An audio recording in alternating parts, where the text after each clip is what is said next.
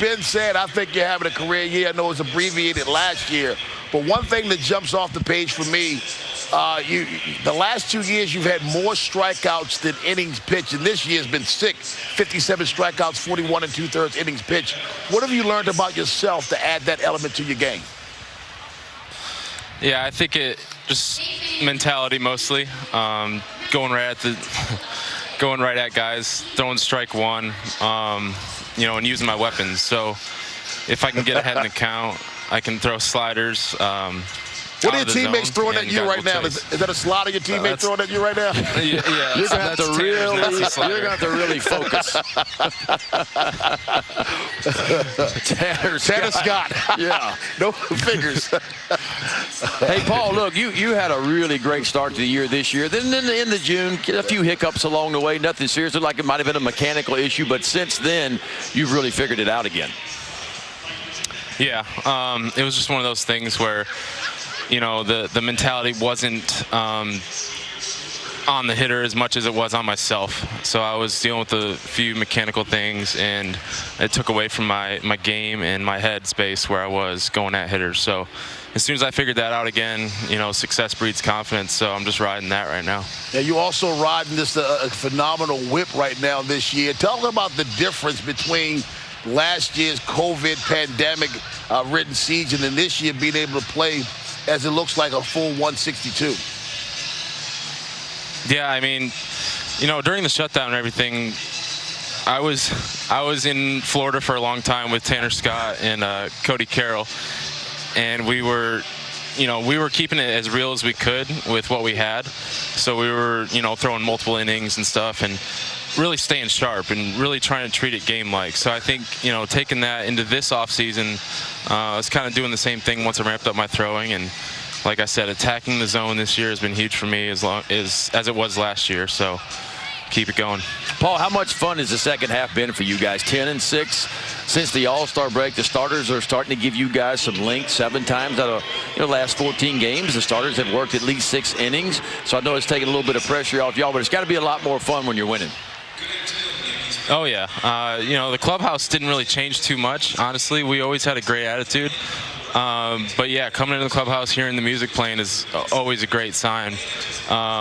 Yes, our starters have been attacking the zone and going at guys and, getting through the lineup the 3rd time through. And that's huge for us because, it helps us to not have to cover as many innings. And also we can use our weapons and come in there and attack and not worry about guys being, hot or,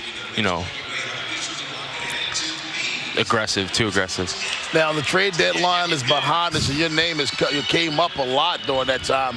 Were those anxious moments for you, or were you able to focus much like you are right now with extreme focus and be able to do your job? I think it bothered me more, I guess, in June than it did as it came down to it. As soon as I started hearing rumors and stuff, that's when I kind of lost my headspace, like I said. But as it got closer, I was kind of like, you know what? I'm going to go after guys, and I'm going to use my weapons, and, I'm going to show the league what I have just in case, someone would want me. But I am happy to be here still, and I can't wait to see what the future holds. How about now, you and your wife Paige just announced we're going to have a new fry we're going to be adding here before too long. So you got to be excited about that to go along with young Forrest. Exactly, yeah, December, little girl. So it's going to be so exciting. Off-season baby again. Forrest will be 2 in October, so can't wait. That's going to help you dealing certainly with Tanner Scott as well, having 2 kids, You guys want some gum?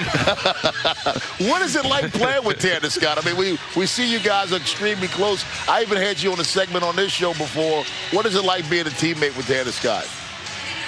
I mean, he's my best friend, so we're catch partners. We've been together for parts of 4 years now. And we actually played in the fall league together in 2015. So that's when we first met.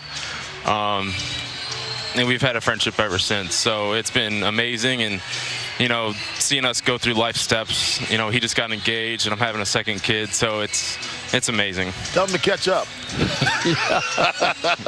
In time. Hey, how about last night? Yeah.